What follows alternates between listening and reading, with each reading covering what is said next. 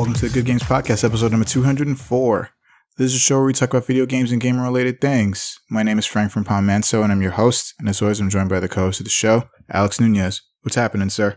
What's happening is that I am a damn sweaty mess because summer has sneaking up on me and I have not installed my air conditioner. Oh, fuck. Yeah. Sorry to hear that. It's okay. Although, if you look at it, though, technically we didn't have spring. It's kind of like we just jumped straight into summer. And yeah, we kind of had like a little weird touch and go. There was never no in between. We just had winter or the summer. One of the two extremes. Yeah, I was just thinking, like, are we just not doing spring anymore? Like, that's just what's hot in the streets. Nope. Right now. Nope. The way it evens out now, instead of like the in between, we just get one day of one extreme and then another day of the other extreme, and that averages out to spring. That's how it works now. This isn't good. This isn't good. Not at all. This isn't good. I fear for the welfare of the planet and everything on years. Yeah, in the next few years, because apparently they're saying that this summer is going to be like the worst summer ever. You know, like great. It's going to be like 100 degrees every day, and it's going to be like 100% humidity every day. No, I don't want to. Nah, I like summer, but nah. Yeah, I'm with you, man. Want that. I'm with you. Yeah, I went out today and like driving around, the car thermometer said 100 degrees, and I was like, it's not even June. Come on, give me a break, please. Yeah, imagine when June finally hits. Yikes. Yeah. Yikes. I'm going to stay inside and play video games and hopefully have my air conditioner hooked up. By you better have your air conditioner hooked up. Because it sounds, I don't know, it might be like we're going to need to do one or the other because it's going to be so fucking hot. Yeah. And video games kind of suck because everything that runs a video game produces a lot of heat. And it's kind of contradictory to what I'm trying to do in terms of, trying to cool off.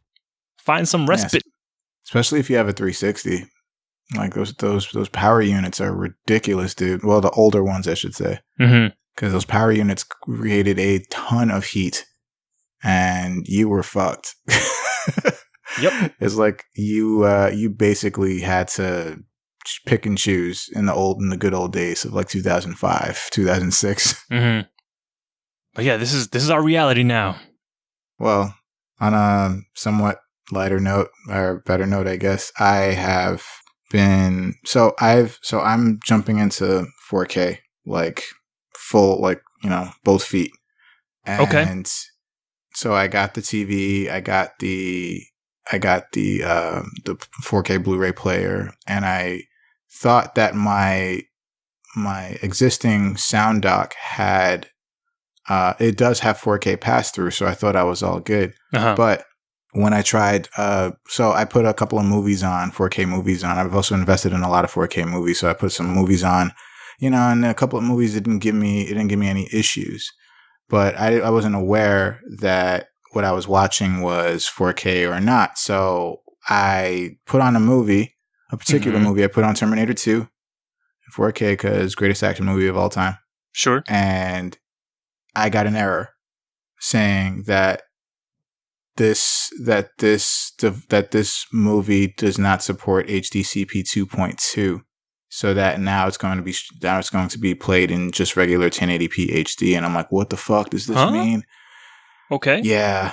So basically, you know about HDCP, right? Yes, I am aware. Okay. So yeah, so that was a thing. It's basically a piracy thing for those who don't know. It's a way for publishers to combat piracy. So basically, every link in your chain with 4K has to be HDCP compliant. So TVs automatically, that's fine. The 4K player, that's fine. But basically, anything with an HDMI port needs to be able to authenticate. Like, hey, you're allowed to watch this thing. Watch 4K in 4K. Yeah. Right? So the reason why I was getting the error is because the sound dock that I was using, which is a very, very nice sound dock, it has 4K pass-through, which is cool, but it's not HDCP compliant. So that means I'm basically running everything through the sound dock, and I'm only running the sound dock and the HDMI out to the TV. Right. And so everything feeds through the sound dock to the TV. So because that link in the chain was broken, the 4K Blu-ray defaults to 1080p. Huh. And I'm like, son of a bitch. So I was trying to find all kinds of fixes. You know, I saw this thing saying like, oh, hey, maybe there's this like splitter that you can buy on Amazon that like ignores the issue. But it doesn't ignore the issue. All it does is it just doesn't give you the error message. It would still give you 1080p because you can check the settings. And you can see that it's playing in 1080p, not 2160p. So I'm like, son of a bitch. So I have a question. Yes. Does your Blu-ray player have any audio out, like digital coax or anything like that, just for audio? It has optical. Okay. So could you not use that to plug in the audio from the Blu-ray player into the soundbar? You could. The thing is... And then just plug in the HDMI directly into the TV, so you just go pure 4K straight from the player to the TV? Straight from the player to the TV. So, ideally, that's cool. But I also have an Apple TV in 4K Apple TV. Mm-hmm. So, I would also be losing out on that. If I wanted to like stream or digitally download a 4K movie, I'd miss out on that completely. What do you mean? So if I downloaded a digital movie in 4K, like for example, I don't know, Black Panther. Right. So I would download that to the Apple TV, and then the Apple TV would not, because the Apple TV is still hooked into the sound dock, not the TV, it would still not be in true 4K. I would still get the error message. Oh, yeah. If you have multiple devices, then you have to plug every one of them in one by one. The Apple TV does not have optical. So okay. There was that. And plus optical HDMI is easier. Optical is I'd rather not deal with it. And plus, because I've had many bad experiences with optical audio in the past. Really? Where okay. Where I would have syncing issues, and then I would also have it was just syncing issues and then incompatibility issues for some reason. It happened to me with two different televisions and one sound device, sound output device. It was a Bose Cinemate that the only way you could get sound through the Bose Cinemate was through optical audio. Right. And it was fucking expensive as fuck. I don't even want to disclose how much it was at the time. But I tried hooking it up to the TV that I currently had, which this of course supported optical audio. Yeah. It had the jack and it did not fucking work, dude. Mm-hmm. And I'm like, fuck. So what's on the shopping list now, Frank? So, dude, okay. So I went through all those options and I'm like, fuck. So unfortunately, I had to go with worst case scenario, which was I had to buy a completely new sound system to support 4K also, HDCP. I'm not familiar with like the different versions of HDCP, but is it possible that there's like a firmware update you can get for your soundbar that might make it compliant? No. Okay, cool. So basically because HDCP is such a fucking bitch, with most devices that don't support it, there is no way that you can update it in order for it to support it in the future. If it either supports it or it doesn't. Yeah, it has to be like a hardware thing, not software. Yes. Yeah, it's a hardware thing. So it's a fucking bitch. So and it's a nice sound dock too, but in any case, I got a new sound system, and that conversation didn't go very well with the missus, but she's now come over to my side and she understands. But in any case, I had to buy a new sound system, and I gotta say, now I'm actually able to see everything in true 4K. I'm able to experience 4K sound. It has more than enough HDMIs to support my needs, and I'm happy. It's just I'm a little broke right now. Okay. But dude, I was just like, fuck, like, why does HDCP gotta be a fucking thing? Like, it's a fucking pain in the ass. And you know what? It's actually going to be phased out in a few years. I know it because 4K is becoming more of a standard now. Whereas, back then when they implemented the HDCP, it's because it was something so that people couldn't pirate the movies easily or whatever, because it's like, oh, better quality. We could just watch it any old way. Yeah. So they put this fucking thing in there. It's basically like DRM. And it's just, That's the reason why it's not going away, Frank. It's because it protects the copyrights, which are immensely important to these people. But for how long? That's the thing. But for how long? And because 4K is becoming more common, more of a standard, more commonplace, that the HDCP errors are going to backfire on the publishers or whatever, and they're gonna start realizing like, oh shit, nobody's buying our 4K movies or downloading our 4K movies because we've got this fucking thing set up. So we should just kind of like let it go, because everyone has a 4K TV now. Everyone has a 4K Blu-ray player now. Everyone downloads their movies in 4K or Dolby Vision or whatever have you, and it's gonna go away. I know it. You know what? I don't believe it will. I'm sorry, it's not gonna happen. Because they're just going to have people like upgrade, like you did. You should fork out the money, throw money at the problem, buy a new thing that supports the 4K protections, and you're good. It's just that if the fucking sound dock was compliant. But in any case, I got it was an upgrade. The amplifier also supports Dolby Atmos, so I'm fucking stoked right now. Right? Okay. I'm fucking stoked right now, dude. Dolby Atmos is fucking amazing. That idea seems crazy. I've kind of wanted to experience Atmos because it sounds like a crazy idea. You can just put however many speakers you want in whichever configuration you want, and the thing will figure it out. Yep, it'll figure it out, and you'll also have like Atmos is like crazy because you can actually experience like particular sound, like it'll come at you from like wherever, like wherever it wants. Right. If the sound design for a particular movie, for example, or a game is done really well, then the sound is going to come at you from like unexpected places, like unexpected speakers, it's just going to be like, what the fuck? So yeah. When's that PS4 Pro coming?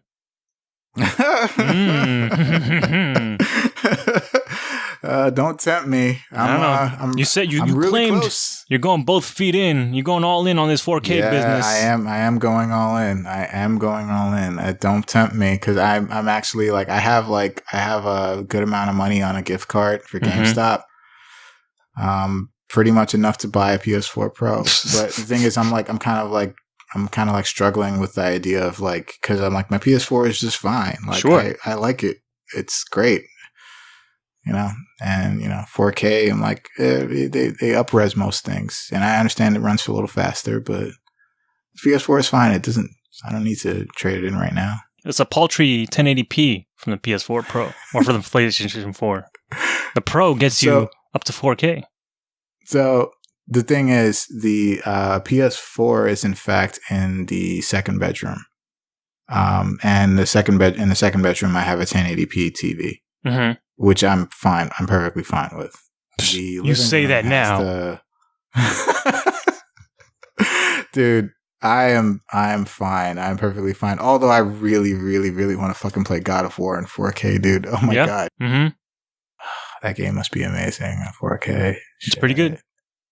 I think it's also mastered in Atmos as well, or is it DTS? I have no idea. It's mastered in one of like the higher standards of sound. But yeah, man, this 4K thing has been a fucking blessing and a curse. Like, yeah, I was so sure that it was going to be just as simple as getting the TV and getting the player, and then that'd be it. And then like, nah. Got to get a new sound system, and you got to set it up and make sure everything is wherever it wants. But hey, you have the option of going 5.1 or 7.1. Do whatever you want. Yep. So or 14.7. Choice is yours, dude. What? Yeah, what I have right now. Well, the entire set came with it's a 5-speaker setup, so plus a sub, but it's a 5.1.2, and I'm like 5.1.2, and then I realized that 2 of the speakers have vertical speakers that shoot upwards. Okay. Yeah, with sound. So I'm like, oh, that's where the 0.2 comes from. Interesting. So, yeah, it's pretty cool. And imagine that with 7 speaker setup, which I can hook up some more speakers to it. I have that readily available. So yeah, man. All right. I bet your neighbor's gonna love you. Dude, I'm not gonna go crazy because luckily, the place I live in, the walls are very thick, so you can't really hear. I've never really had a problem with hearing my neighbors, or they don't hear us, because the only time we've had I've actually heard my neighbors is because they were doing construction right next door, and I'm talking about like drilling and loud ass hammering. Yeah. Okay. And even then, it was like muffled. But it was just annoying because it was pretty constant. But yeah, can't hear conversations, can't hear movies, can't hear music, can't hear footsteps, can't hear anything. That's pretty good. Yeah, but it doesn't mean I'm gonna fucking crank that shit to 25. Yeah, break the walls, shake the walls down. Like I'm not gonna do that. So I mean, it's Atmos, man. You can do whatever the hell you want. Just start stapling subwoofers to the walls and the ceilings and shit. Dude, I could have 2 subs. Oh my god! You could have more than that. I can have. Oh shit! I can have 3 subs because it has the sub connection in the back, the sub connection in the front, and it has a fucking regular 3.5 millimeter jack. Jesus. Shit. Mm-hmm. Oh my god. I gotta have 3 subs, but I'm not gonna get 3 subs. That's excessive. Yes, it is. Right now. If I have 3 subs, I just might as well move into a house. Yeah. But yeah, so 4K has been a bitch, dude. But in any case, I'm off my soapbox now. All right. And let's move on into the show. And let's start by talking about what we've been playing the past week. And you're up first. So go ahead. What you got for us? So I've got a small smattering of games I've been playing. One of them is the constant for me, Street Fighter V, playing ranked again. And I don't know, I'm playing more on the PC account just to get that up because I've already hit platinum on the PlayStation. Now I'm trying to get the PC up to platinum just to prove that I can. And good God, I am doing terrible because I am back in gold and trying to work my way out is just crazy. But the only one thing I wanted to say was that I had a great time in ranked, I think this weekend, where I had I forget what the exact name was or how it was spelled, but phonetically, the name of the person that I fought against was, I'm going to fuck you up. And I was like, okay. I'll give you one guess as to what character he plays. Abigail? No. Ken. Balrog? Ken. Ken? Ken. Ken. He plays Ken. So. Okay. He won the first match, and then I don't know what happened the second match, but I was doing guile things, throwing sonic booms, watching the skies to protect them. And during that, he found some time to taunt me. I was like, okay. Whoa. You won one match and already you're feeling yourself. Okay. EX Sonic Boom caught him off guard. I throw another one just because I had the meter. And from then on, I was doing my guile shit, and he was jumping over every sonic boom, the somersaults, hit that sonic the flash kicks, and I won that first round, and then the second round, oh boy, I forget how the sequence of events turned out, but I got a perfect on him. Oh, yep, I didn't do any taunting, I didn't do any teabagging, but once I got him in the corner, it was a wrap because Guile is a fucking monster. Yeah, that's where he's strong. Hell yes. And then the screen came up and said perfect KO and disconnected. He rage quit. Uh-oh. Let's see what follows. Yeah. But yeah, I was very happy that happened. And usually when I come across people like that, I tend to, add them to the block list. But for that guy in particular, I was like, no, I want to fight you again.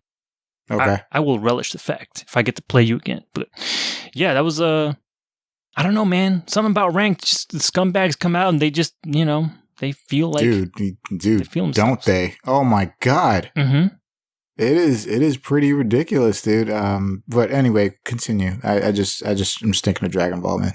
Yeah. I mean, it's pretty universal at this point. It's pretty, yeah, it is. It is. But no, yeah, that was the extent of my story. I was looking forward to playing him again, but I didn't play him again. Unfortunately, it was just a one and done. But hopefully, one of these days in the future, once I get back on that grind, I'll cross paths with this person and see what comes of it.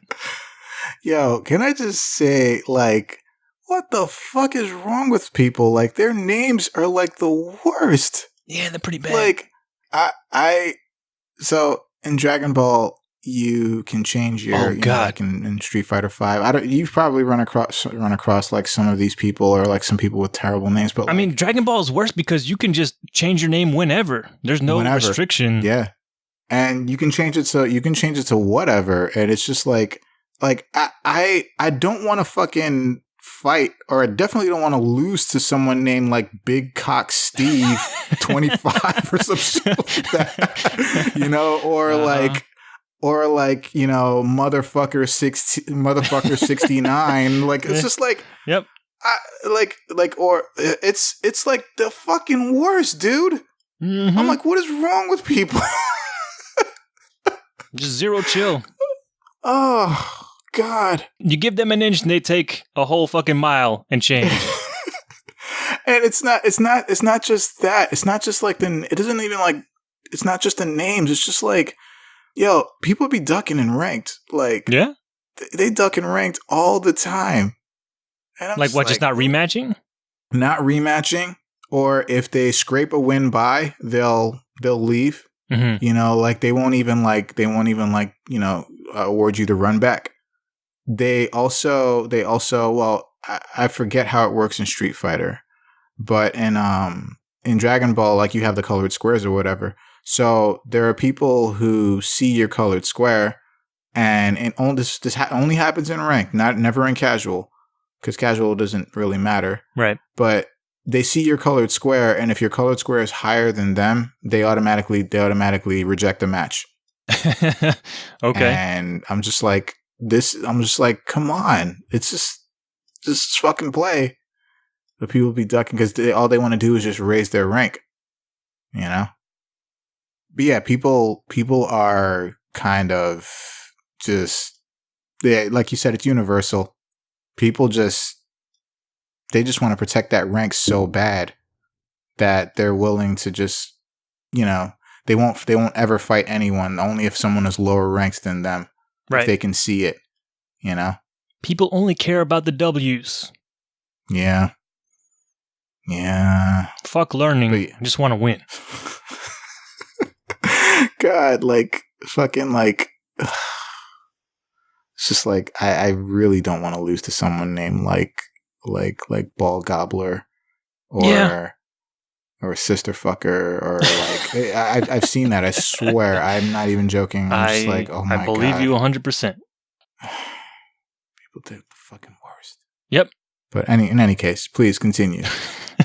But that was pretty much it for my Street Fighter stuff that I wanted to talk about. Still plugging away at ranked here and there. But I also played that Zone of the Enders, the second runner, Mars demo for PlayStation 4, because it was available real quick. I don't know if it's still available now. I would hope so. But I was curious. I haven't played that game in forever, since on the PlayStation 2. So I was curious what was new, what it looked like. And it's the Zone of the Enders, the second runner. It is that game in HD. Clean ass textures. It is that same look. It looks the way I remember it. Mm-hmm. After being used to all the HD quality graphics and all that. But Yeah, it was a very short demo. It's basically the first level, that first boss fight with Arjet. Arjet, yeah. And then a little bit brief sequence in that ship right after.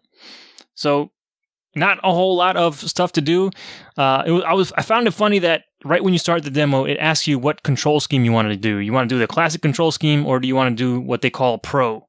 Which I think the main difference is that you can, in Pro mode, you can change your sub-weapons without having to pause the game. Interesting. Yeah, so I don't remember the control scheme, because it's been that long since I played the game, so I don't remember specifically how that all worked. But I think they move around some of the buttons on the shoulders in Pro mode. But in the demo, you don't ever get access to sub-weapons, so I couldn't play with it to see how that works. So I was like, okay, what was the point of me even making that choice to begin with? It was silly. Yeah, whenever you access your sub-weapons, the game would pause, and you'd be in a menu, and you could just scroll up or down to whatever weapon you wanted, and then you continue from there. Okay. Yeah, because I think in Pro mode, I think they map it to the D-pad, so I guess you can use the D-pad to select through the sub-weapons. Yeah, that's kind of like how it worked in the first game. Was it not? Because I think, if I remember correctly, I think in classic mode, in the demo at least, I think it was mapped to L1, and then you had to press something on the D-pad. Right. So I think now with Pro mode, it's just on the D-pad, and L1 is just guard. Okay. And then they move R1 for dash in Pro mode, and I think R2 is supposed to be the sub-weapon trigger. Wait, L1 is guard? Yeah. It's supposed to be R1. Well, I mean, that's the new Pro scheme. This is how it is. That allows you to use pick the sub-weapons in real time instead of having to pause the game if you want it that way. But they offer both options, but I don't know. It felt fine playing that way in Pro mode, even though I couldn't pick any sub-weapons. So I don't know what that experience is like, but whatever. The demo was very short. I didn't get much out of it just because, it is that game. It's what I remember from that game. But I think they do offer some VR capabilities as well, because there was a VR icon in the corner, and you just press triangle, and I assume test out the VR mode. But yeah, I don't have a VR headset, so I couldn't see any of that. But if you do have a VR headset, you can check that out, I guess, and download the demo and see what it's like. But yeah, it's very short. Nothing. I didn't get much information out of it, but that game sure still looks pretty. Yeah, yeah. I'm hoping that they. I don't know. I feel like it's just another excuse, like they did with the Devil May Cry HD remaster. It's just another excuse to put, to have yet another HD remaster on the PS4. Yep. But I'm hoping that they at least do something else with it besides, just a VR mechanic. Well, that might be a big thing, because I'd love to play that game in VR. That'd be amazing. Yeah. But in any case, I feel like they should add more maybe behind the scenes stuff. Yeah, that'd be cool. That they never really did. Maybe show us some of the Japanese trailers that they had, because the Japanese trailer for Zone of the Enders 2 was fucking bananas. Yeah. It was 6 minutes long. It was the entire duration of the main theme. Right, and they showed a lot of the game, but without giving too much away. And yeah, it was fucking bananas. It was so good. And it was it ended super on a super dark note, super dramatic. And yeah, it was great. So I just wish they had little extras like that, maybe finally. Yeah. So that we can kind of really understand what making that game was like. Yeah, that's the thing I wish just more games would do. Because I remember when God of War came out, I was hoping they did something like that. Because in the past games, they had included some behind-the-scenes documentaries on at least God of War 2. I know they had a DVD pack, and I think the first God of War as well. Mm-hmm. So I was hoping, that trend would continue with the new one. But it doesn't seem like it has, although they've been putting some stuff up on their YouTube channel. There's been a director's commentary with Cory Barlog on that game. But yeah. I would love to just see more behind-the-scenes stuff, because I dig that stuff with movies. That's why I like to get the physical version, because it comes with all the extras and the director's commentary and all kinds of behind-the-scenes and all that. I dig all that stuff. So yeah, there have been some behind-the-scenes stuff for God of War, but just separate from the game itself, unfortunately. Yeah, Cory Barlog would there was one thing I saw with breaking down the Stranger fight. Yep. Kind of going through that whole process. And I was like, this is really cool. Yeah, he was super generous with his time too, because there was he was spending time with like long ass conversations with a lot of different outlets and podcasts and things like that, and then just going in depth, like spoilers and everything about the game. Telling them exactly what to expect. It's like, holy shit. Yeah. Yeah. It was but yeah, like I'd hope that Zone of the Enders did something like that, because it's still like one of my favorite games from that era. Yeah. And it's I think it deserves that attention at least. So hopefully, I don't know, somehow Konami will be like, yeah, we don't care about this anymore. Let's give the rights to Kojima and let's have him make the game, make ZOE 3. But Konami's not going to do that. It was never his baby anyway. He was executive producer. It could have been. It could have been. That's like saying you should give Back to the Future back to Steven Spielberg, even though he didn't direct those movies.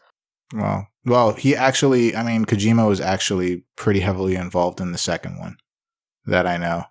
But he wasn't the director. It was... No, he wasn't the director. God, I can't remember the guy's name. I had it before, but... I'm forgetting too. I know the character designer, because it's the same character designer for Metal Gear. Yeah. The mechanical designer, at least. But yeah. Yeah, the demo looks good, runs good. It'll be a good version of Zone of the Enders 2 for sure. But it'll just be that. There was a trailer at the end that I think was talking about some new features or some stuff that was included. But I forget what those were exactly. It'd be cool if they had like Zone of the Enders VR missions. In actual like VR. Yeah, right. Jesus. Oh shit. Yeah. What could they do? What they could have done with Metal Gear? Have like a real life Metal Gear VR missions game? Fuck, dude.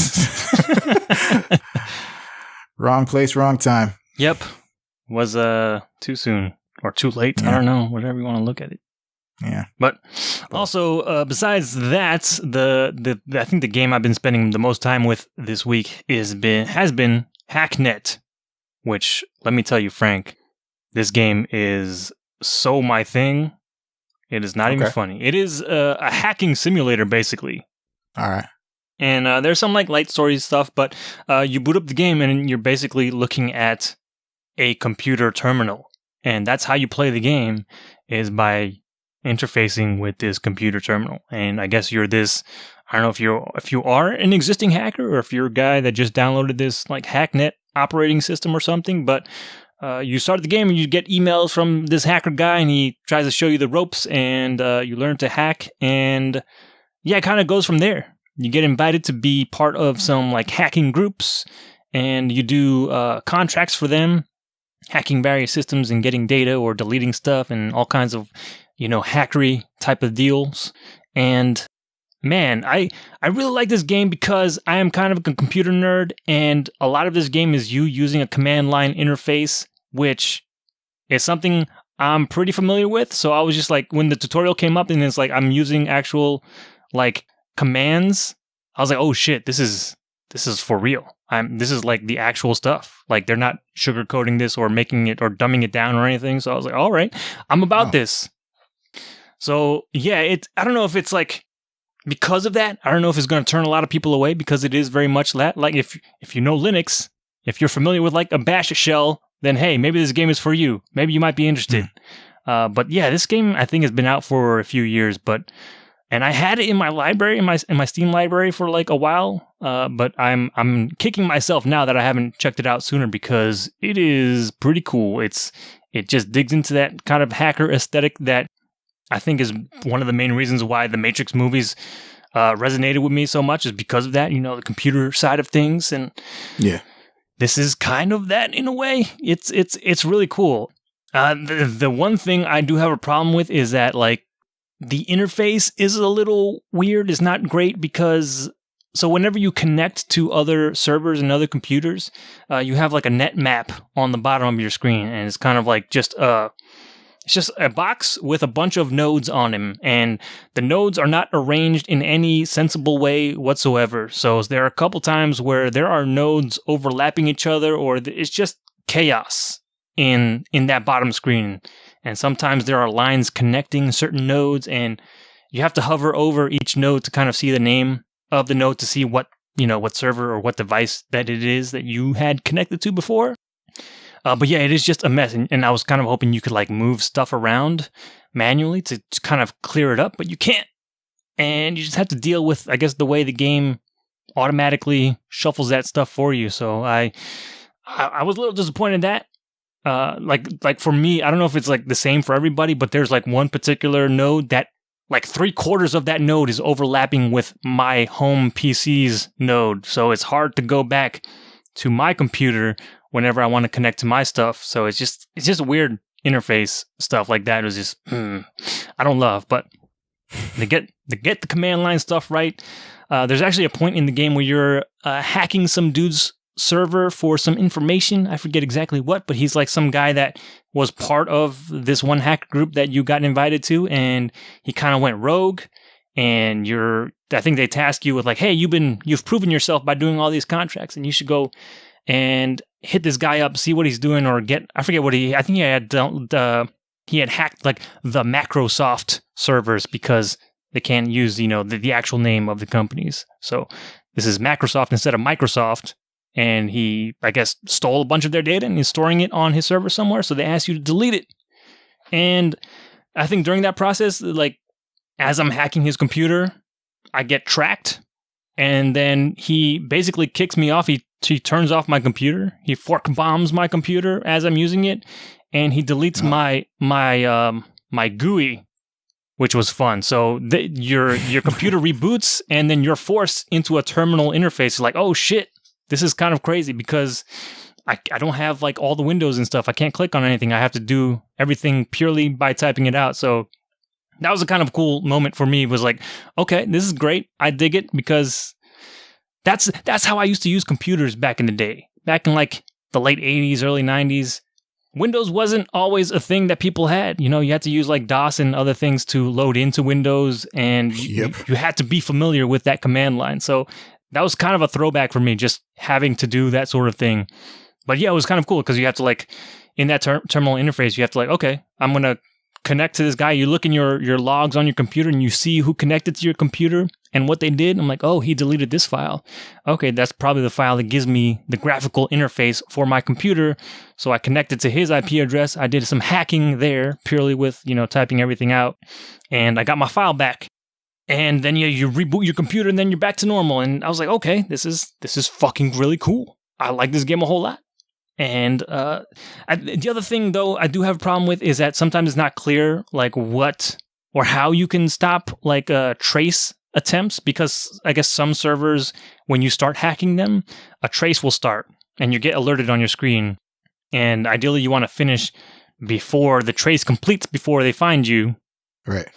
And it's inconsistent how to treat the trace, because usually you can just disconnect from that computer and that'll stop the trace, and then you go back to connect to it, and then you might have to like start over with your whole hacking attempt. So ideally, what I have learned so far is that I should try and completely get control of the server before the trace timer hits 0, and then disconnect to stop the trace. And then when I reconnect, I should still have full control. But some servers, if you disconnect even though you've gotten full control of it, like if you've cracked the admin password, sometimes it'll still be like, oh, you have to break down the entire system all over again, which is a little frustrating because it's not the same way for every server. And I don't even know if there's any other way to stop the trace.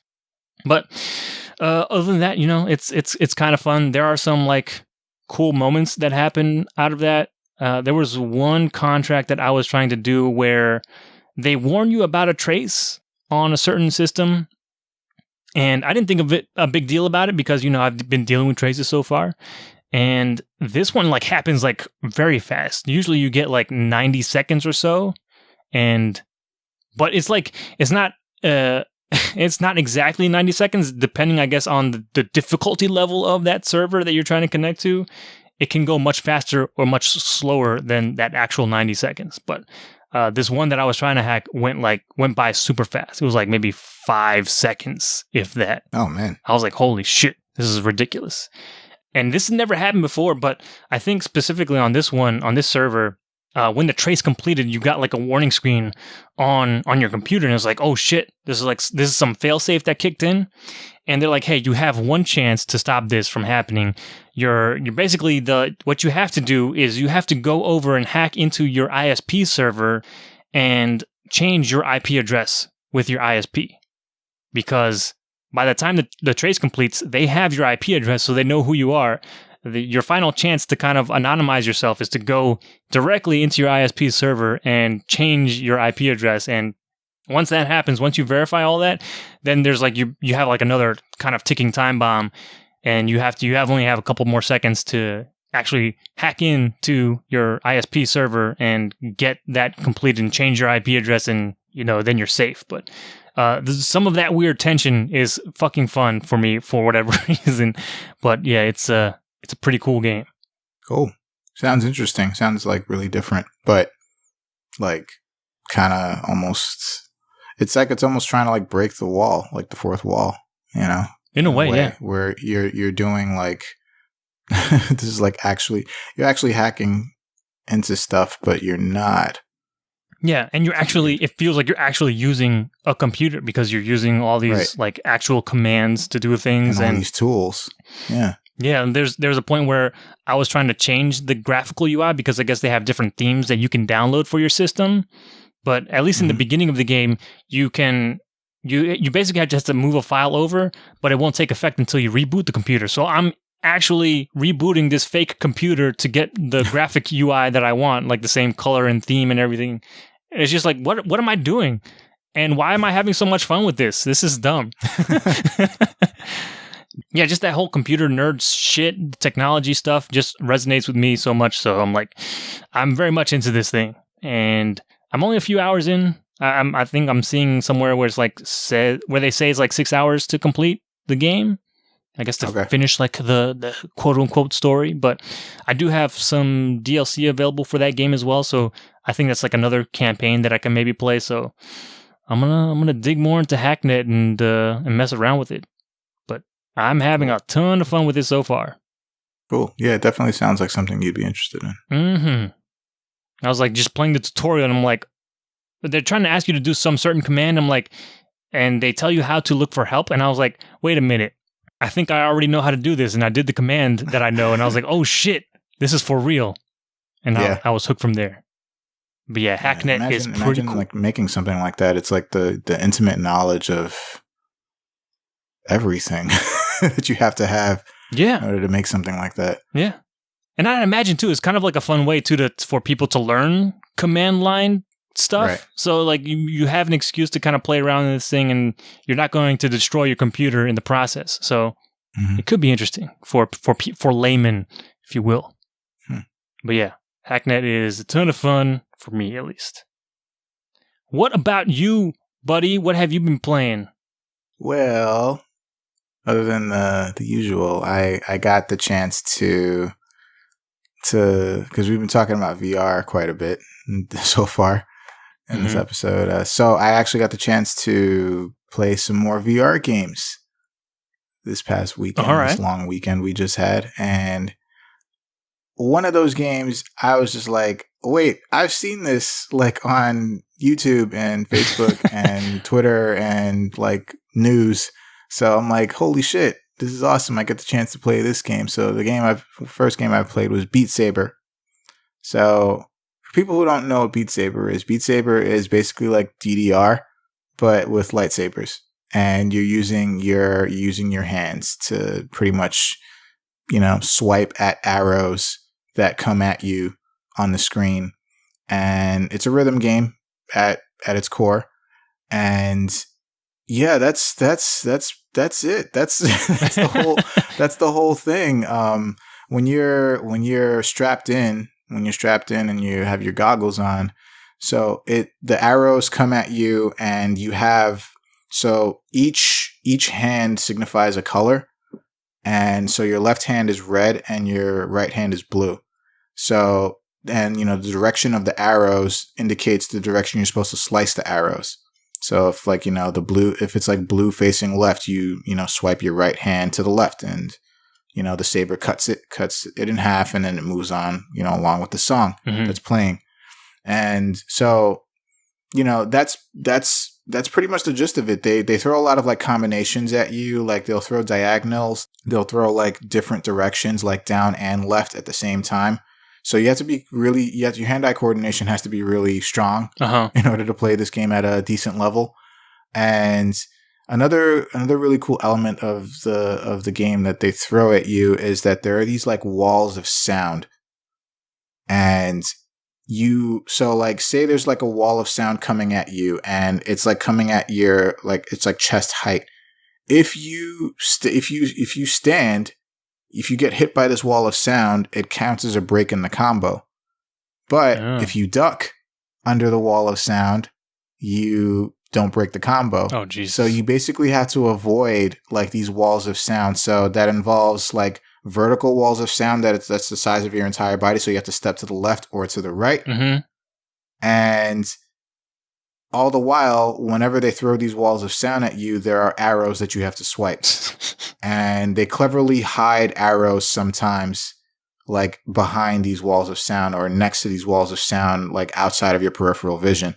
So it's really cool. Like it forces you to actually like, you know, you get some squats in there, you know, you get some nice, you get a little bit of footwork in there. Like sometimes they'll throw like walls of sound at you that force you to like dance side to side, you know, while swiping away at the arrows.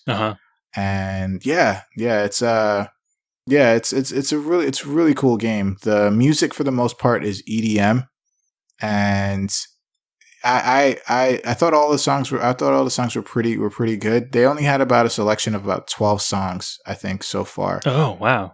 And yeah, it's not much at all. And none of them are like songs that like, none of them are like popular songs. Like I don't think a lot of people have heard of these songs before. Okay. But they sound good. So I guess the job done. Right. And, so at like easy normal level, like, you know, the game is pretty easy to, you know, kind of like if you're decent at rhythm games, then you'll be fine. But and even at hard, like some songs on hard are like not easy, but they're not hard exactly. Okay. But when you get to expert, that's when it's like the game really fucks you up. Like it's like a really, really big jump from hard to expert. Like I tried the easiest song, which is the first song. I think it's called 100. It's 100 something, but it's like this EDM hip hop mix song. So I tried that on easy, normal, hard, and I'm like, all right, you know, I think let's try expert for maybe like the last go. Let's see how I do. Fucking dude, they throw like they throw like multiple directions at you to a point where you have to constantly like you're like drumming. You're swiping back and forth like you're conducting an orchestra. And all the while you're ducking and moving side to side to avoid these fucking walls of sound. And there's also this other element where they have like these spiked balls that come at you. And you don't necessarily have to avoid them, but your sabers can't hit them. I think that's the only rule with those. Okay. So if your sabers hit them, breaks the combo. But if you like, sometimes you have to like say like there's like it's like a wall. It's like a open wall of spiked balls. Doesn't sound right, but these spiked balls have an opening in the middle. So you basically have to like put your sabers through the middle, and you know, hopefully they don't hit any of the spikes. Okay. While it passes you by. So yeah, all of that is coming at you at the same time. You're just like fucking going crazy with your arms. And of course, in a coordinated fashion, because if you really go crazy with your arms, you'll lose. You'll fail. Right. The song. So yeah, Beat Saber is really cool though. Like I told my friend, I was like, you shouldn't have made me play this game. Like this game is to me like if they added more songs, even like popular songs, it's definitely a game that would make someone want to get like, you know, a VR setup, like a decent VR setup. Right. Yeah. So I gotta say, every time I hear people talk about this game, like playing it, all I can imagine is like what it looks like somebody watching the other person play, like in the room. And I'm like, yo, is this just the Star Wars kid simulator? Because that's what I'm imagining. It's just the Star Wars kid going at it with that golf ball retriever. So I mean, you have the two controllers in your hands, but I mean, watching someone play it, it's like, I mean, there are videos where you actually can watch someone like play, but without like, gameplay. I just want to see the person wailing in an empty room. Well, that's the thing. The TV, on the television, people can see what you see in the goggles, so it's not like, you know, it's not like you're just looking like a spaz, right? Yeah, you know, swiping at nothing. But I mean, if you're not watching the TV, then yeah, it might maybe looks like something crazy is going on. Yeah. Then it looked really weird. But yeah, no, Beat Saber is legit. I like it. Like I saw videos of it before I played it, and I'm like, oh man, this looks kind of interesting, but it's just like I don't know if it'll be like, as popular as like Guitar Hero or Rock Band or all the other DDR or the other rhythm games that are out there. Right. Yeah. But it's definitely different. It's legit. I like it a lot. And I like rhythm games a whole lot. So this is just another good one to me. Yeah. Okay. Cool. That's Beat Saber. I recommend it very much. Especially if it's like your first VR experience. It's not a lot. There's no movement whatsoever. It's just your arms, mostly, and then you move side to side or duck down for the walls of sound or whatever. Okay. No teleporting involved, so you don't get disoriented if you're not used to VR and so on. But so another game which has a lot of the stuff I said that Beat Saber doesn't have that I've been playing is the Unspoken, which is fucking cool, dude. It's so fucking good. Okay, so all I know about this game is that Insomniac made it. Yes, they did. And they did a great job with it. So the Unspoken is a game where you basically you're kind of like you're a wizard, and they make you use the VR conduits in very interesting ways. So you can actually like conjure spells and like by doing different like hand motions. Okay. And it's the fucking coolest thing, dude. Okay, so I was going through I just did the tutorial, but the tutorial is very long because there's a lot to explain. But so your right hand is your offensive spells, your offensive basic spells. So, the fireball, like you can form a fireball in your right hand and you can throw it, and you actually have to throw the fireball and like a baseball. Okay. And have it hit like targets and stuff like that as part of the tutorial. And your left hand is your defensive hand, so you can form shields and you can do different things with these shields. You can block, you can attack with the shield, you can thrust the shield, so on and so forth, right? And the shield also, if the shield gets hit a certain amount of times, the radius of the shield gets smaller and smaller and smaller until it breaks and you can't use the shield for a certain amount of time. Okay. So, those rules still kind of apply. So yeah, you can make a fireball by gripping the controller and hitting the trigger, and then a fireball forms in your hand on screen. And I'm like, this is fucking cool. And they're like, yeah, throw it. Practice throwing it at stuff. And so then they start introducing you to advanced spells. And I'm like, what do you mean advanced spells? So oh my God. Okay. So the first advanced spell that you learn is if you put your hands together, kind of like Vegeta's Final Flash. Okay. Like how he puts his hands together, yeah. you form like a very large fireball, and you push it out like a Hadouken. You push it out. If you push it out with your arms, the fireball travels in the direction that you push it out in. The cool thing about that fireball, it's homing, but it takes a lot of like power to do it. So you have to use it sparingly. Like if you want to really do a lot of damage, if an opponent is open. Okay. The second advanced spell that you learn is I like to call it the Wakanda Forever, but it's basically you form. So if you put your arms together like the Wakanda salute, and then you break the salute, it forms this this giant barrier in front of you. And you can basically use it as a wall to get your shit together, get these.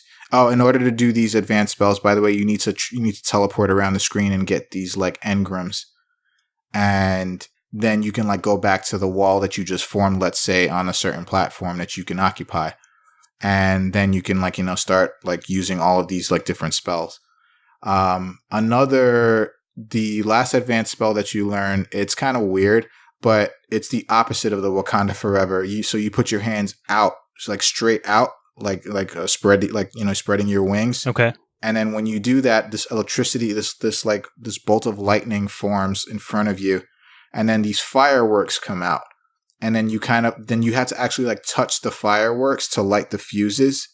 And these fireworks like shoot up and in an arc and home in on your opponent. Oh, wow. So I'm like, so I'm blown away by all of this, right? And I'm like, this is like so fucking cool. I was throwing fireballs for days, like fireball, like just throwing it for days. Like I was just doing that. And then when I found out I could do the larger fireball, that was like my spell of choice. And then they also start teaching you about more advanced spells. So there is one advanced spell that you can use. It's a javelin. It's a lightning javelin. So what you have to do is that there's this hammer that you have access to, and you have to pick up this hammer. You can't like use the hammer for anything offensive. So when you pick up this hammer, you have to do this when you have a good opening. So say you did your Wakanda Forever shield, then that's probably the time to do this. There's this anvil that comes in front of you, and there are these points in this anvil that you have to strike, and you have to strike them in the right order. And then when you do that, the hammer in your hand turns into a javelin, and you have to like throw the javelin at your target. Okay. And the javelin is it's pretty precise. Like you can throw it like pretty much almost like kind of near your opponent, and it'll hit. Because it's pretty devastating, even if they have a big barrier like on them. Uh-huh. So then the final advanced spell is the golem. So there is this like it appears at random, but while you're fighting your opponent, but there is this like it's kind of like a rift tear that just appears on screen. And kind of like akin to like Smash, where like the final Smash ball appears and it's kind of like floating around everywhere and you have to destroy it.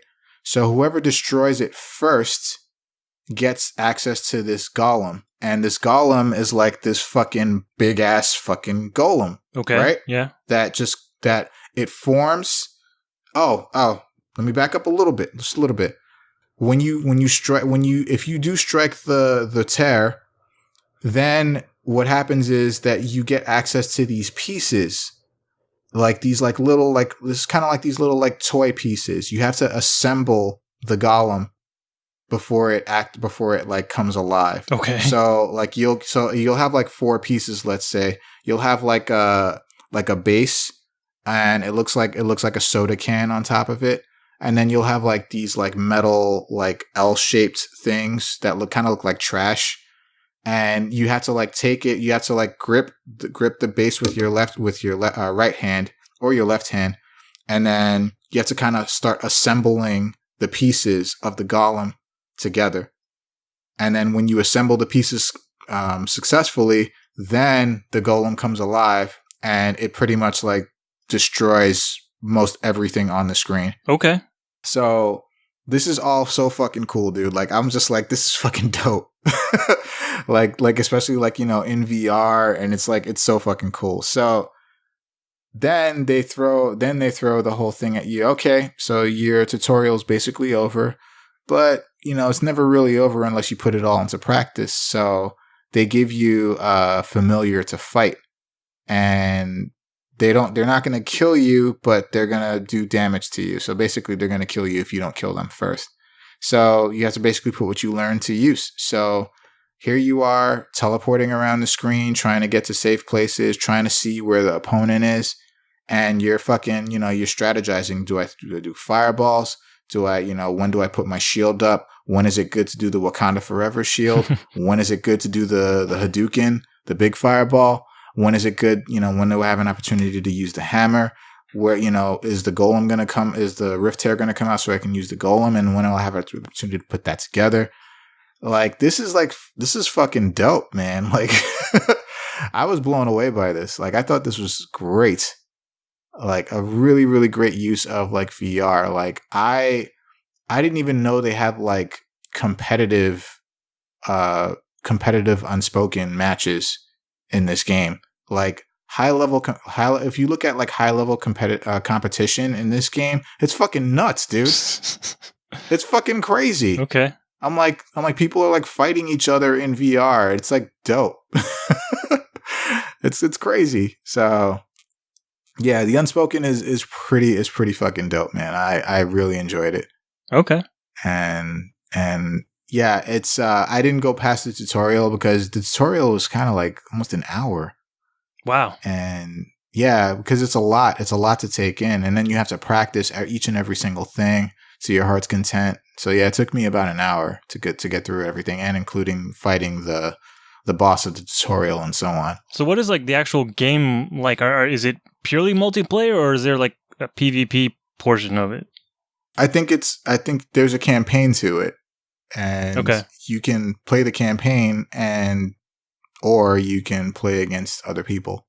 So gotcha. Okay. Yeah, it's it's really good, man. I like it a whole lot. I look forward to playing more of that.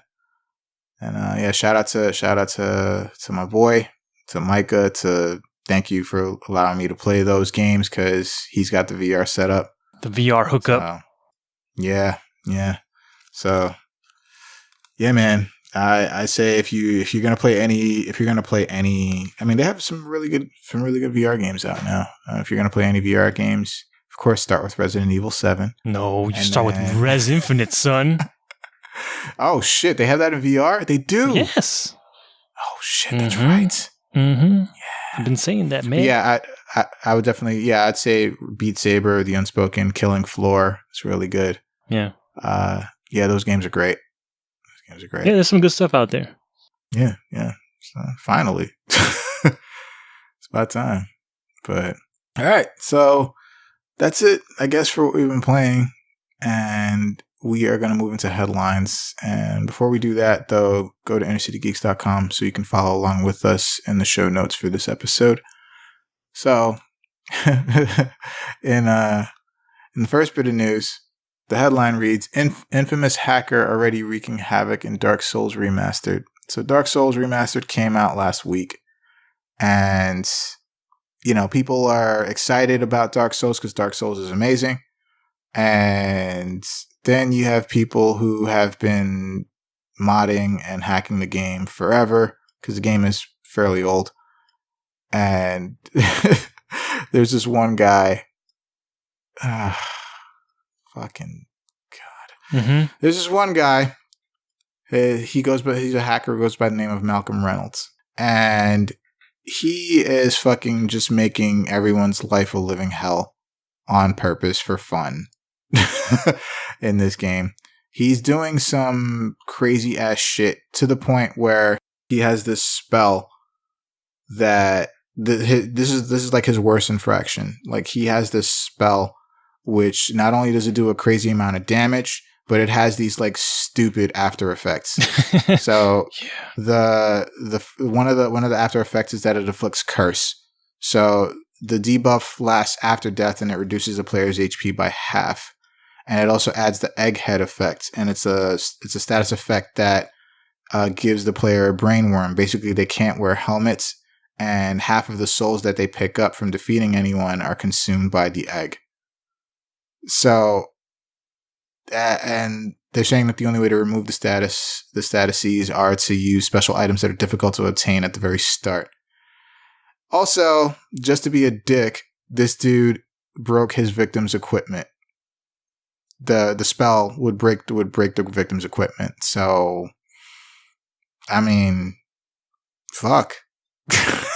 Yeah, that's like not fair. Nope. That's not fair. It's not cool. It's just like just gotta ruin shit for everybody. Yep. But man, I don't know, man. I saw this and I was like, fucking asshole. Fucking asshole. Like, damn. Yeah, he wasted like zero time too, because like as soon as the game was released on PC, which I think it came out a little bit early on Steam. Yeah, it came out, I think, last... It was supposed to be a Friday game, listening to this, but I think it was it came out on a Wednesday, or I think. Well, either that or Thursday, I forget. But it was a couple, if not a day, maybe 2 days or so early. But yeah, he wasted zero time. He was already in there and making people's lives miserable. And doing it live on stream, too, because that's how little he gives a fuck. I just, Jesus, the audacity, I don't know, man. I really hated what was happening, but I was like, what the fuck is going to happen? What's going to come of this? Nothing, because nothing. It sucks. Nothing. It sucks. Yeah, it's stupid. It's like, no. Yeah, it's not right. But again, no consequences. Yeah, it's sad too that the game came out like this. You know, if it was coming out remastered, you'd hope they'd put in some. They'd fix some of the things. Security fixes on it. Yeah, to not have those kinds of exploits anymore. But nope, that's not the case. It's all that stuff is still there. And actually, the article also mentions that there was, I guess, a mod that was created to sort of combat this stuff. I think it was called PvP Watchdog, which would warn you when, I guess, a known hacker would invade your world or your game instance. So you knew to disconnect as soon as fucking possible. But the people that run that have made that mod, they're not going to do it anymore for Dark Souls Remastered because they've been doing this shit for years, and they're basically saying that From Software should just fix their fucking game and not have the community do their work for them anymore. So there's not going to be any hope in sight unless From Software does something on their end. Yeah. Terrible. People got to run shit for everybody. Just don't play online, I guess. I don't know. Yeah, I guess. But all right. So moving along. So, Suda51 fans rejoice. Killer 7 is coming to Steam this fall. So, yes, Killer 7 is coming to Steam in the fall. Grasshopper Manufacturer announced it at a MomoCon panel. Was it today? No, it was this past weekend. And apparently the game is going to be optimized for the PC, and that it will have a keyboard and mouse control option coming along with it. NIS America will be publishing a new version rather than Capcom, as they originally did in 2005. And that's it. I'm excited. I'm excited for this because I missed out on Killer 7 the first time around. Okay. I didn't get the chance to play it, but I love No More Heroes. I like all of it. So I'm excited to get the chance to actually play this. Even the first one? I hear it's kind of similar. Even what? The first one? No More Heroes? Yeah. Yeah. Okay. Loved all of that. I thought it was better than the second one. Really? Wow. Yeah. Okay. I never played the first one. I just heard things about like the very bland open world in quotes. Yeah. That's I'm not sure if that was like, I don't know. Like I felt like they could have fixed that in the second game, but I'm not sure if that was a stylistic choice that they just kind of kept it the same. But the boss battles is where the game really shone, and also like the mini games that you could do, and like there were like little things you could do, like buffing up Travis or having him like do these like wrestling moves so that he could increase like his stats or whatever, and like that stuff was great. But the boss battles are like the game fucking turned it up like to a fantastic level with that. Yeah. So yeah, I'm looking forward to this very much. I will be purchasing this and playing it. It's going to be very different. Hopefully. That's all I know. I've not played it either. I missed out as well, but I don't know. I've heard, I guess divisive things about the game. So it's it might be a flawed game, but if you like that kind of style from Suda and company, then I'm sure it'd be worth checking out. Yeah, I feel like a lot of his games are, well, I say a lot of his games, I would say, even Lollipop Chainsaw he was heavily involved with that. Mm-hmm. And that game was really good too. But I feel like all of those games are like flawed, but kind of on purpose. It's weird. Like, I feel like it's just like minimalist when it comes to like, platforming or moving around. But like that wasn't like the focal point of the game. They were trying to do other things, not. But yeah, definitely not. But I would say the characters are the strongest points of all of those games. Yeah, and Lollipop Chainsaw, both No More Heroes, Shadows of the Damned. I feel like those games are strong in certain places and very weak in other places. So we'll see. It's probably more of the same with this. Garcia fucking Hotspur. Garcia Hotspur. Shit. Oh, man. Yeah, so, all right, cool. So, moving along, Combo Breaker was this weekend, Alex. It sure was. Yeah, Combo Breaker was a thing this weekend. We had some fighting games going on. We had some fighting games going on, and the thing about Combo Breaker is that it was a 24-hour venue, dude. You could fucking play to your heart's content. Always people ready to play. Local play at that. It's like being in a fucking arcade, like being stuck in an arcade for like 3 days. And, And yeah. But the article in question that we're going to talk about is about Dragon Ball FighterZ. So if you've been following Dragon Ball Fighters for a little while, it's been no secret that Sonic Fox and Goichi are probably the two best players in the game. Top dogs. Right now. Well, yeah, they're like the Goku and Vegeta of this game right now. And Sonic Fox has been losing to Goichi consistently, but he's been getting closer and closer and closer. And so they met again at Combo Breaker, and Sonic Fox actually eliminated Goichi in winners finals. And that match was crazy. Yep. Like nuts. And he was like, oh shit. You know, he was like, cause this dude has been like training up just to specifically take down Goichi. Yeah. And he even right down to changing up his entire team just so he can defeat Goichi. And he beat Goichi in winners finals. And he's like, oh shit, you know, that might be it. You know, I did it.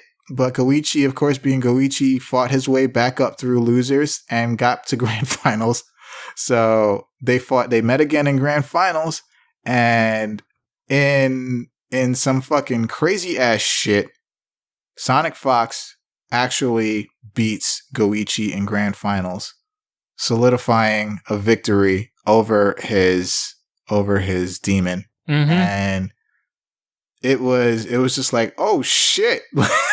It's like everybody was like, USA. And it's just like, man, like it was such a fantastic moment for this kid, you know, he's been trying really hard. And the thing is, Sonic Fox, like, I personally didn't think Sonic Fox was all that. I thought he was overrated, but I think it took me to see what he was doing at Combo Breaker in general, and specifically with this, to see, I'm like, okay, this kid is really something.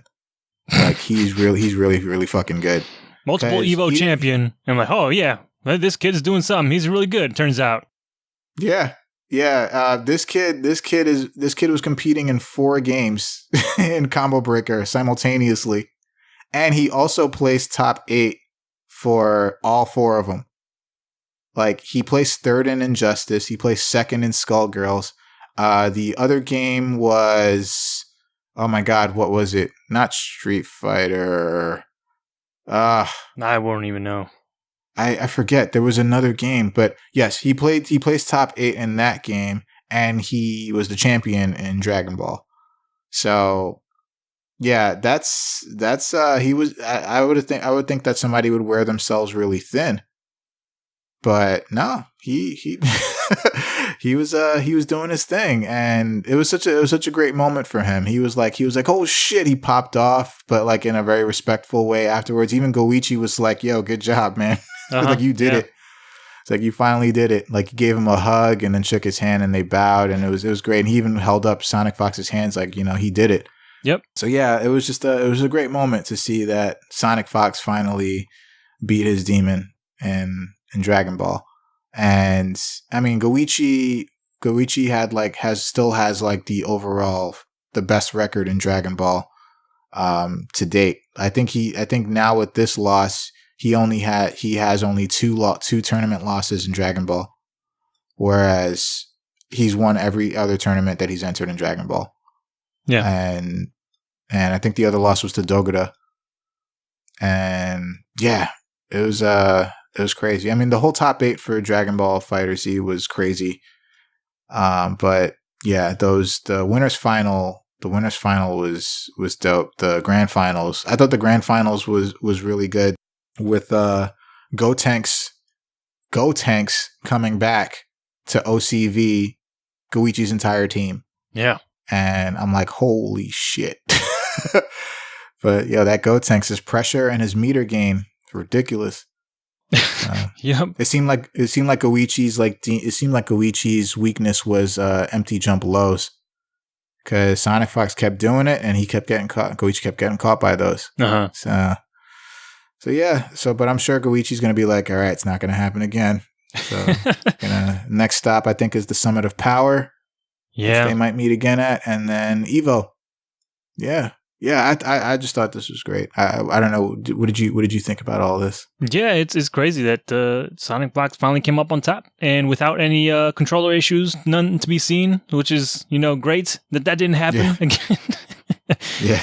But yeah, like these guys, they seem to be 1 and 2 on top of the leaderboards, and they're going at it. And it's their show basically. If they're in the tournament, it's going to be against the two of them. The two of them against each other. Yep.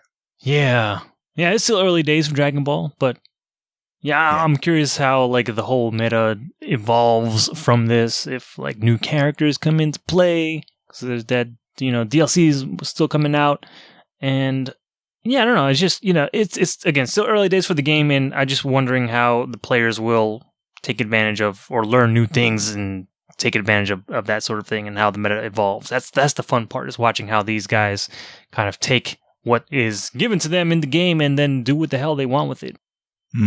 Just change things. Yeah, and as you guys are listening to this today, Vegito and Merge Zamasu come out, so more Dragon Ball. More Dragon Ball. So yep. This was pretty dope. Yeah. But the whole tournament was fucking crazy. I saw for the first time a Vampire Savior tournament. That shit was ridiculous. Yeah. Yep. Man. Yeah, Vampire Savior is great, man. It's super fast too. I didn't realize how fast it was. Yeah, rounds go by really fast. Like it's not like it's not like Blaze Blue Cross Tag Battle fast, but it's but matches go by really fast in Vampire Savior, especially if it depends on basically who gets touched first. But it's like a series, like maybe 2 or 3 combos. If at high level, 2 or 3 combos, and that's 1 round down for a character, and then the second round starts instantly. Yep. There's no break, and then you just keep going. So it's like 1 long round. It's ridiculous. Yeah. Yeah. A lot of Sasquatches in that top 8 for sure. Really? Yeah. Yep. That doesn't surprise me. Any Raptors? Raptors? Yeah. The weird skeleton dude with the guitar. No, none of him. Really? There was that amphibian guy. There's one of them. Oh, okay. There was an Anacharis. Anacharis, yeah, the mummy. And a Jeddah. Yeah. That I remember. And that was about it in terms of the characters that I saw. Not a whole lot of diversity, but it's an old game. That's kind of how it goes. Yeah, you pretty much figured everything out that you could. I'm glad there's a Jeddah in there, though. Yeah. Because used correctly, he can be quite deadly. I think the Jeddah was like at least top 3 in the tournament. Nice. Nice. Yeah. Congrats to Sonic Fox for sure. It's awesome. Hopefully we'll see the rematch, the run back. We'll see at Summit of Power. But and a quick note: Goichi reset the bracket coming from losers, so it wasn't like completely one-sided. Sonic Fox like stomped on him. Yeah. But all right, so moving along. Oh shit! Can we bring the beat back? Can we bring that beat back? Shit. So again, combo breaker related. So after, was it after or during the finals for Street Fighter V? It was after the finals had finished. Yeah, they showed off this trailer. So yes, after the finals for Street Fighter V combo breaker this past weekend, they showed off a trailer for their newest DLC character, which everyone knows is Cody. The new mayor of Metro City is Cody. Mm-hmm. Cody is here, and this trailer that they showed off was pretty fucking cool. I've got to say, I was just like, holy shit! I think I'm excited about this. This is pretty dope. I've never played Cody, and I was like, holy shit! I love this trailer. Yeah, but I think it's mainly because that fucking theme music is so fucking good. Yo, I need that music in my life, man. Like I'm waiting. I'm like, where is it? Where is that theme? But yeah, man, fucking Cody is back, and Cody's looking pretty good. They start the trailer off in a different way, but it was very cool because they show it's like a live action. It was so trailer of Mr. Kenny Omega. I'm like, holy shit! Mm-hmm. I'm like, and New Kenny Japan Omega Pro Wrestling's very own Kenny Omega. And I'm like, and Kenny Omega is he's a big fan of Cody. He's like, I think Cody's his favorite character in the fighting game. Yeah, in fighting games. Mm-hmm. And Kenny Omega is pretty well known in the fighting game community. Yeah, and he's made some really great appearances at the CEO tournaments. He's he's a true fan, and he plays pretty good too. Yeah, he's not bad. He's not bad at all. So him being such a fan, it was really nice what they did, that they had Kenny Omega playing Cody. Yeah, and dressed in the three-piece suit and everything, and he he's talking on the phone, and then this guy's like, oh yeah, you might want to see this. So the camera zooms into this TV, and then they show the full trailer of Cody, and I'm like, yo, Cody's looking sharp. This dude is looking good. Mm-hmm. And quick note though, they show some. Did you happen to know what whose voice it was on the other side of that phone? No, who was that? It was Xavier Woods. Oh shit! That's dope. I saw him tweeting about it. I was like, wait a minute, is for real? And then I had to listen to the trailer again. I'm like, holy shit, that is totally Xavier Woods. They fucking did. That's awesome. That's crazy. Wow. That's pretty awesome. I gotta admit, that's pretty dope. Mm-hmm. But yeah, man. So Cody's looking pretty fucking good. At first, it seemed like a lot of his moves weren't quite there. Like, it seemed like he was pretty different from the Cody that we knew. But then they start revealing the V triggers in a very, very nice Hagar costume, by the way, for Cody.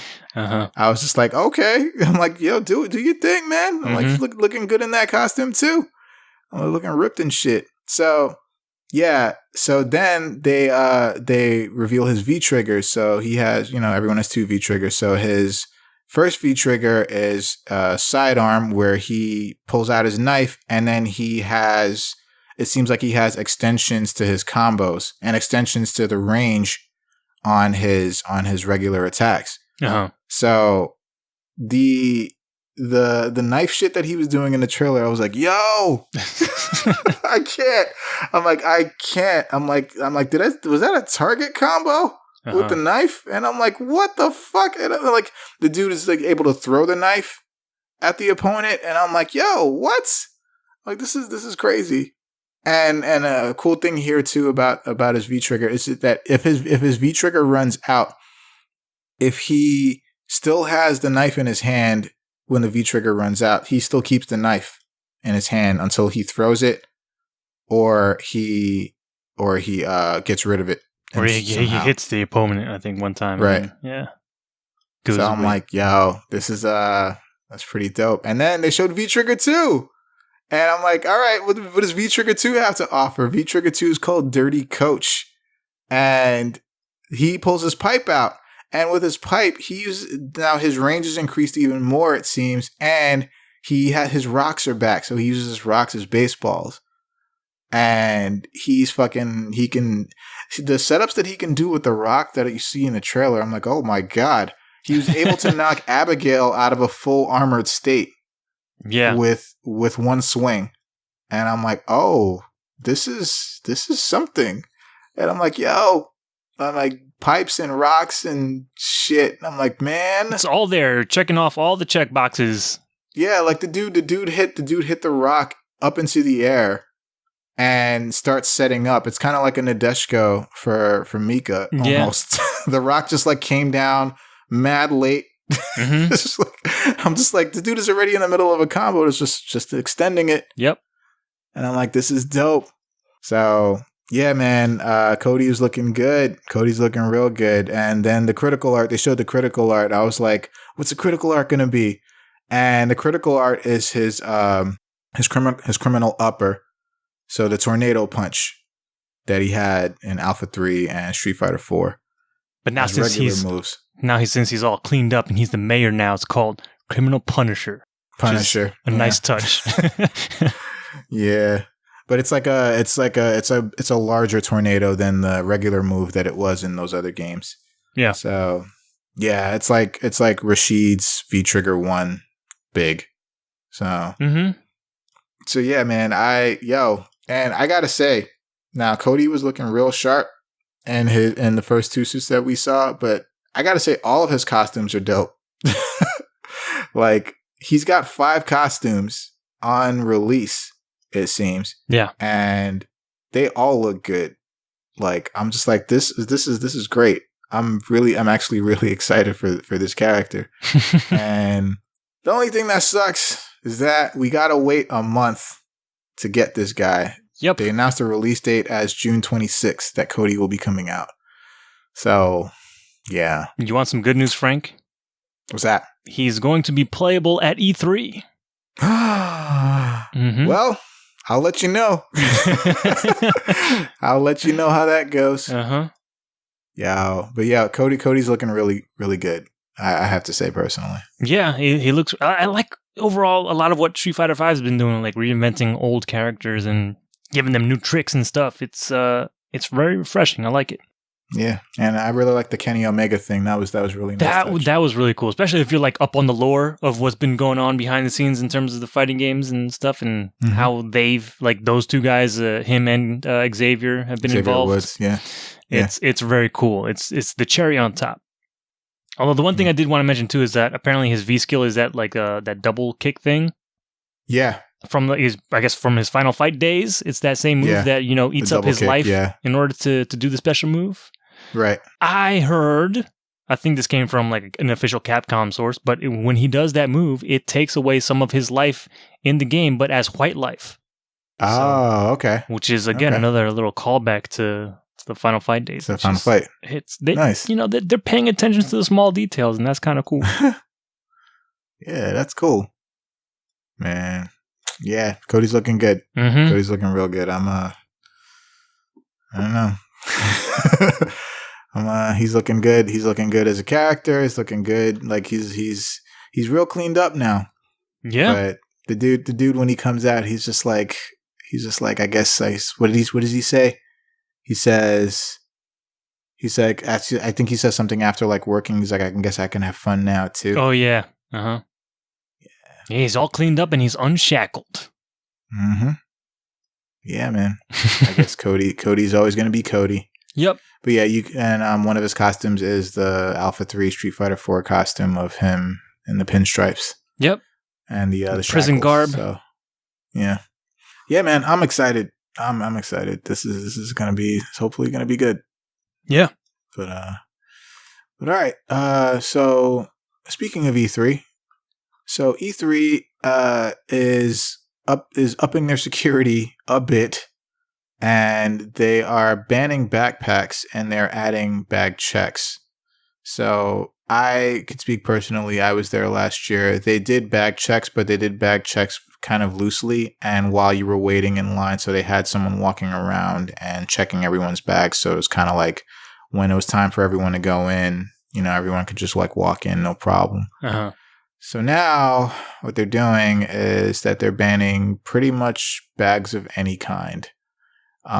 You can carry bags in, but the maximum bag size is like super small and kind of like fanny pack size almost, or purse size. And also the people with gamer passes, not only do we have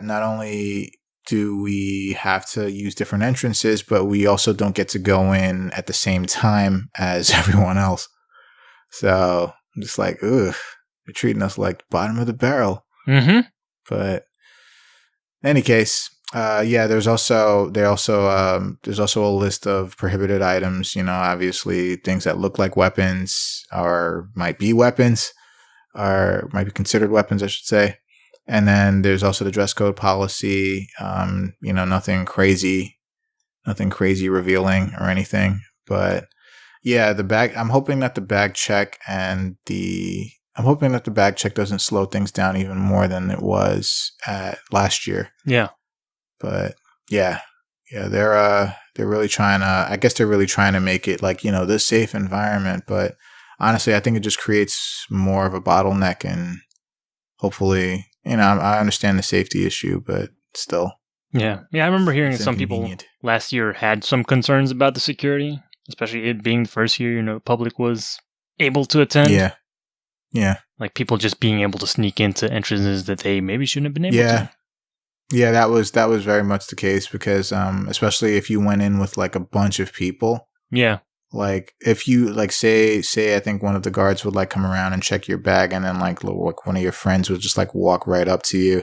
It's like, "Hey, what's up? Can I wait online with you?" Sure, but the guard didn't check you, so you just walk in with whatever. After that's when they let everyone in. So yeah. But I don't know. Hopefully this won't be too terrible of an inconvenience. Too much of an inconvenience. But yeah, that sucks. Yeah, it does. But I'll let you know. I'll let you know in a few weeks.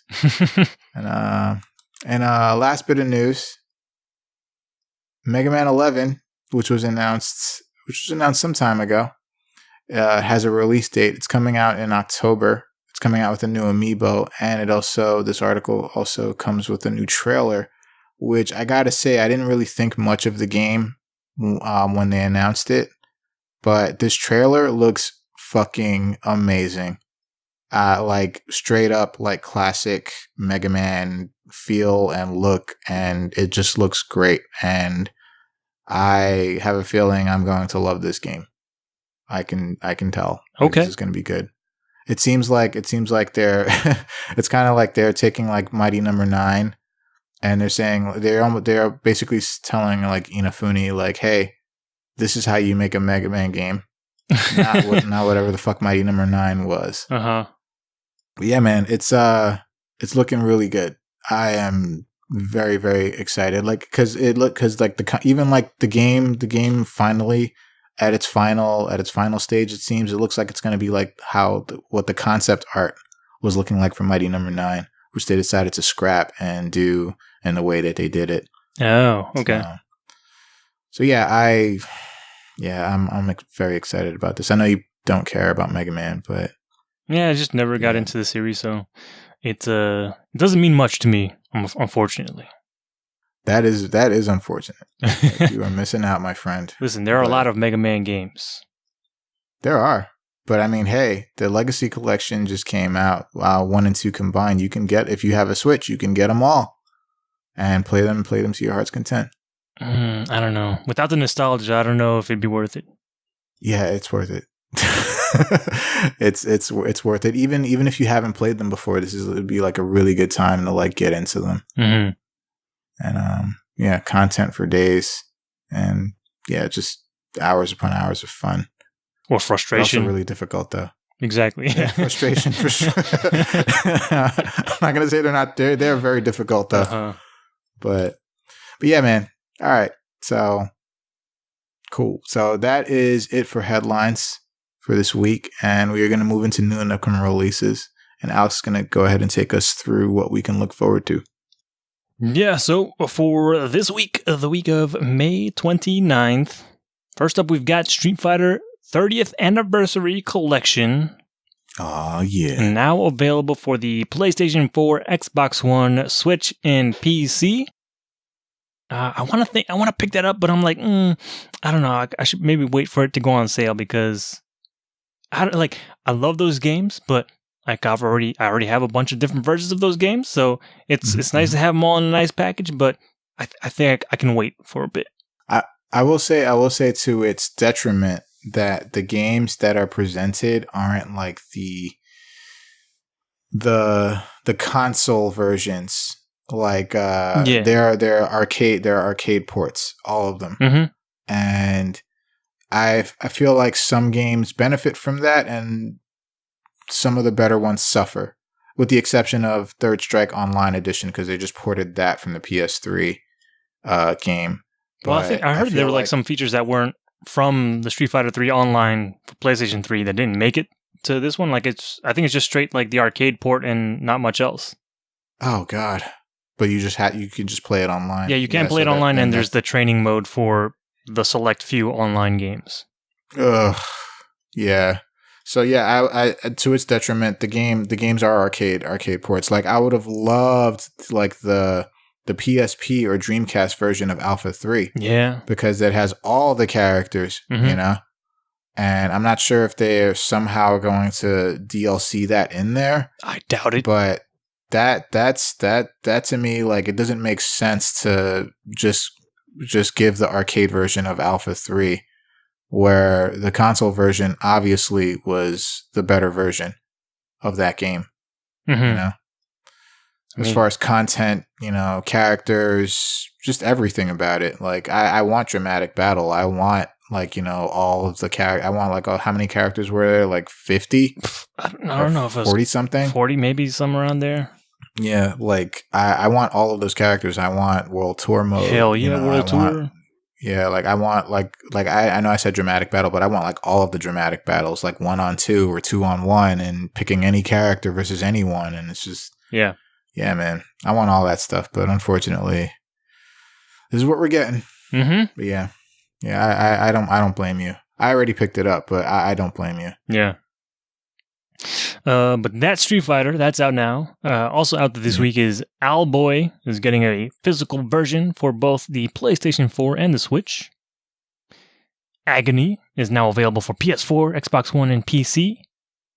Along Together is out for the PlayStation VR, as is Black Hat Cooperative, also for PlayStation VR.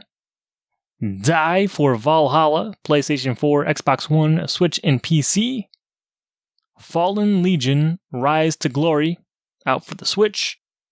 Harvest Moon, Light of Hope Special Edition is out for PlayStation 4 and the Switch.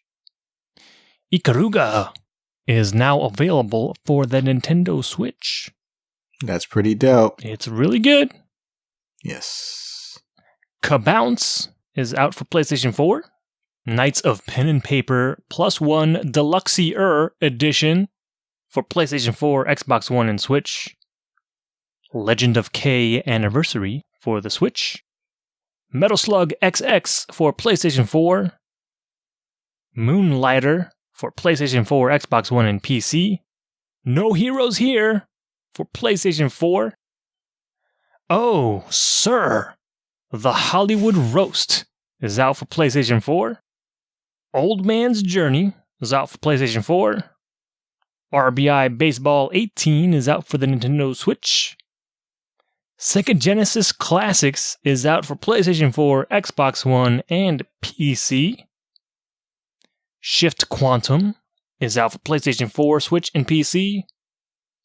The Journey Down Chapter 1 for PlayStation 4 and Xbox One. Yoku's Island Express for PlayStation 4, Xbox One, Switch, and PC.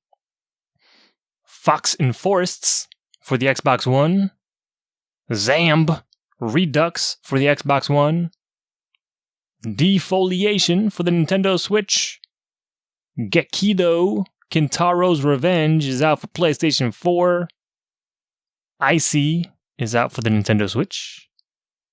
Johnny Turbo's Arcade Joe and Mac Caveman Ninja is out for the Switch. Say that 5 times fast. Just Shapes and Beats is out for the Switch and PC. And Ninja Combat Arcade Archives and Neo Geo is out for the Switch. And we've also got a handful of Friday releases this week as well, so you can look forward to Lichtspiel Double Spear Edition for the Xbox One. Spear is spelled with 2 E's instead of an EA. Illusion, A Tale of the Mind is out on Friday for PlayStation 4. Mining Rail for the Xbox One. Oh, sir, The Hollywood Roast comes out for the Xbox One on Friday.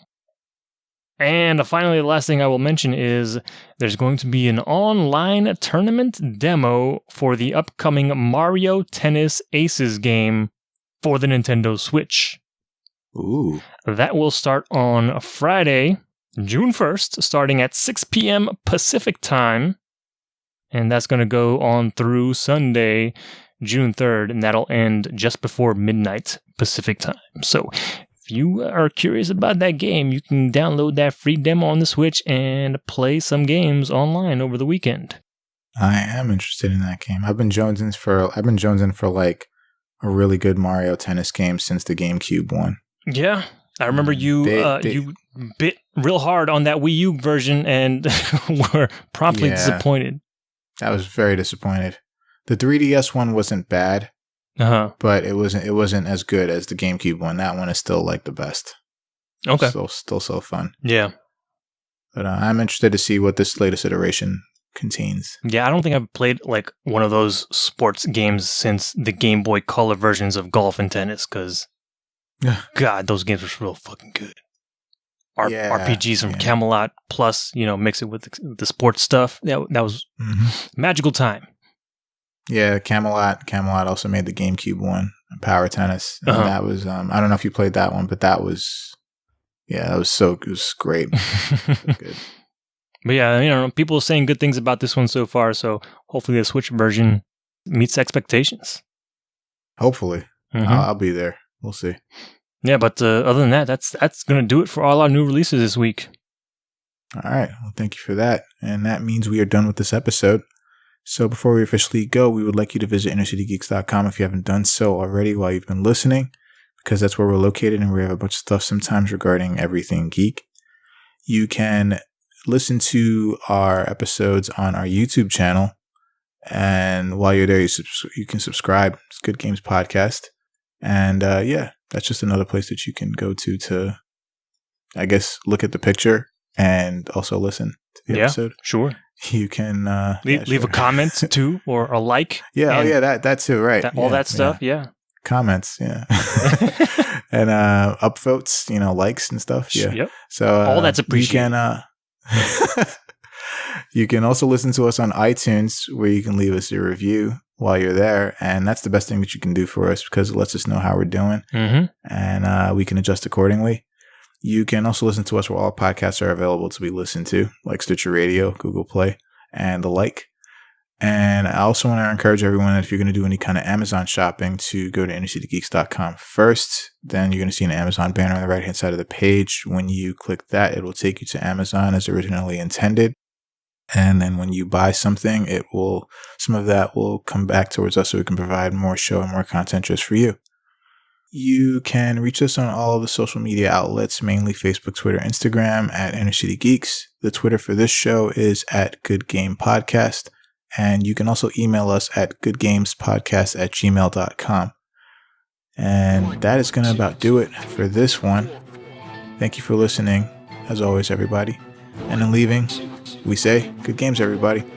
Good games. Turn the beat.